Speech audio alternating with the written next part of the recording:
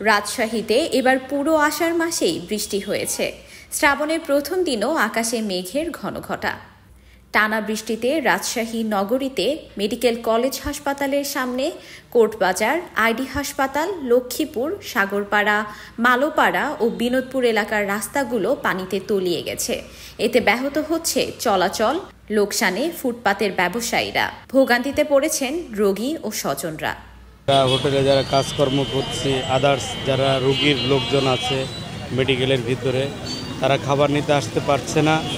সাধারণত যেভাবে রাজশাহী শহর পরিষ্কার পরিচ্ছন্ন এবং সাজানো গোছানো শহরটাকে চিনি, সেই শহরটা আমাদের কাছে অপরিচিত বলে মনে হচ্ছে। রামেক হাসপাতালের জরুরি বিভাগ ও বহির্বিভাগে পানি জমে থাকায় চিকিৎসা নিতে আসা রোগীরা পড়ছেন চরম দুর্ভোগে। আইডি হাসপাতালের ভেতরে তৈরি হয়েছে জলজট। কোনদিন হয়নি, এবারে সিটি কর্পোরেশন গাফিলতি আছে, ঠিক করছে না, আসছে না।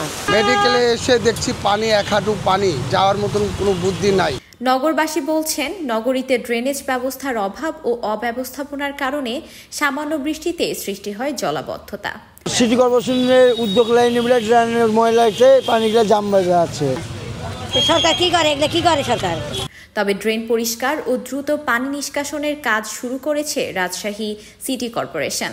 কর্মকর্তা বলছেন, ফুটপাতের অবৈধ দোকান উচ্ছেদ না হলে জলাবদ্ধতার স্থায়ী সমাধান সম্ভব নয়।